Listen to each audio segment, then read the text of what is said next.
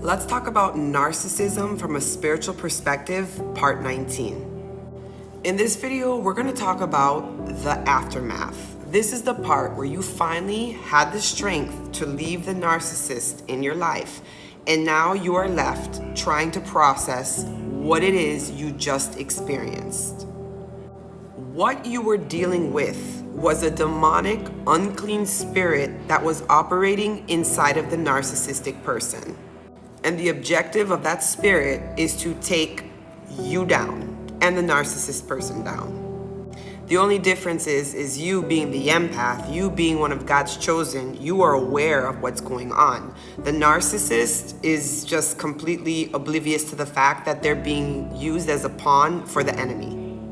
Now, they might be conscious of what they're doing, but they are not operating on God's team. They're operating on their own ego's team. When you have finally physically separated yourself from the narcissist or the spirit that has been operating inside of the narcissist, you're still going to find yourself attached energetically to that spirit through the thoughts that are in your mind, because you constantly are thinking about the wild and wicked and evil things that they have done to you. I think that narcissists are the vessels for this group of spirits that we call narcissists, and there's like different levels of evil to them, but regardless, they have the same origins, and their sole purpose is to dim the light in this world. These spirits specifically prey on empaths because empaths are good-hearted people. Empaths are genuine and authentic. They mean well. And the unhealed empath is actually the perfect target for the narcissist, because the way they enter into the life of the empath is through that wound, that subconscious wound that is inside the empath that they never addressed. Like, for example, it could be a father wound, it could be a mother wound, right? And that wound is in vibrational alignment with the narcissist, and that's how they enter through the door. So, for example, if you had a mother, for example, that was just completely not there for you, emotionally checked out, or she treated you poorly, you might attract a narcissist in your life that has those similar qualities.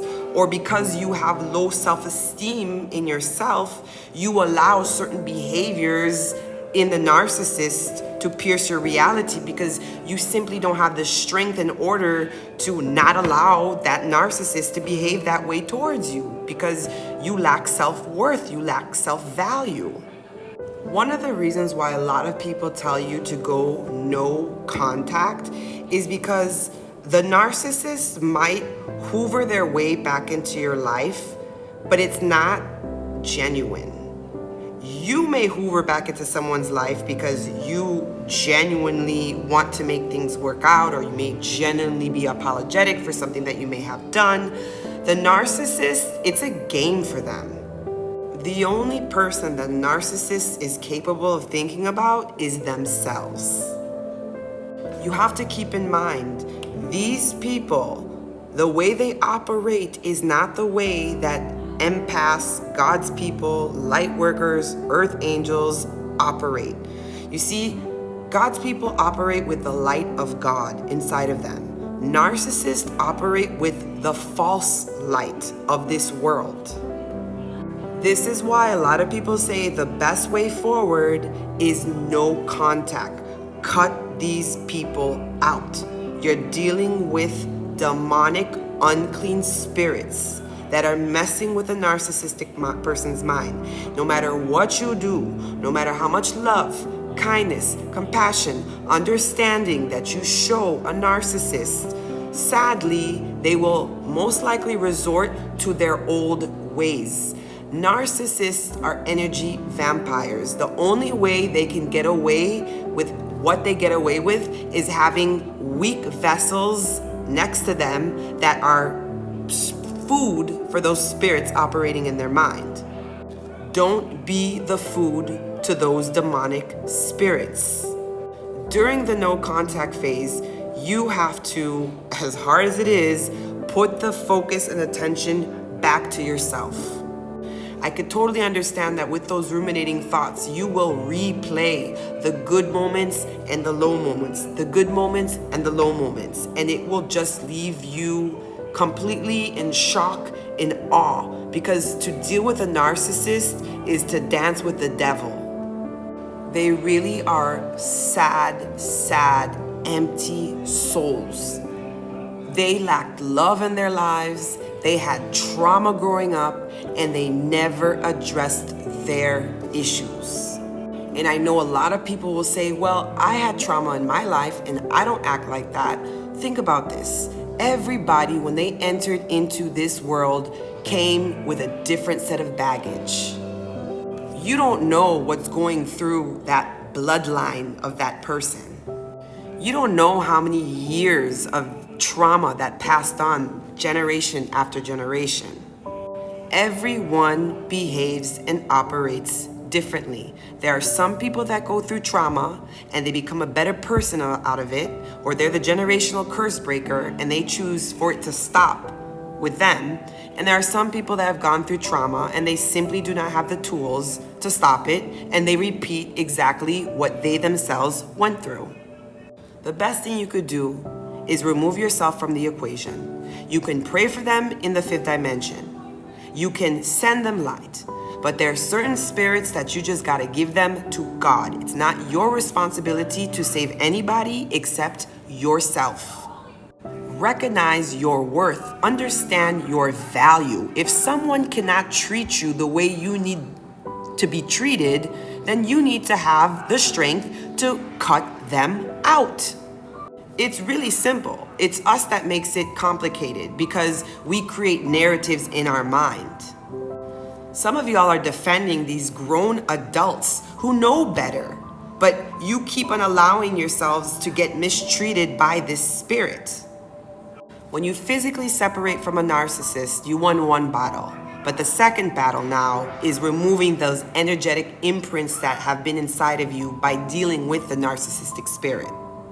This is going to require a lot of prayer, a lot of meditation, a lot of putting the focus back on yourself, walks in nature, whatever you need to do to remove your attention off of what just happened to you and put the attention back on yourself. Create your relationship with your creator. When I started to see things from a spiritual perspective, it all made sense to me. I understood why I attracted that scenario in my life. I recognized what were the things I needed to heal inside of myself and not repeat that same patterns of trauma in the future. I learned to take my power back. No one on this planet is going to ever dim my light because I discovered or remembered who I was as God's child. And let this video be a reminder for you who you are as God's child. So in the aftermath, all you need to be focusing on is yourself, loving yourself. Once again, strengthening your relationship with your creator, accessing the Christ within, asking for that healing energy to fill those pains with love. Allow the experience to change you into a better version of who you were before. One that loves themselves, one that values themselves, one that sees that they are a blessing in this world, and one that knows their identity is in Christ. I hope this video helps you out. Be sure to like and follow me and subscribe to my page. I'll catch you in the next video, saints. Stay strong, stay armored up. Keep your faith alive. We got this. If you're looking for resources to help you heal post-narcissistic abuse, check out Rising Up, 30 days of biblically inspired journal prompts to help feed your spirit. Take your power back and defeat the narcissist. The link to the ebook is in the description below. If you know you have a bigger purpose in life and are looking to transform your passion into passive income, check out my free ebook, Find Your Purpose and Build Your Heart-Centered Online Business. The link to the free ebook is in the description below.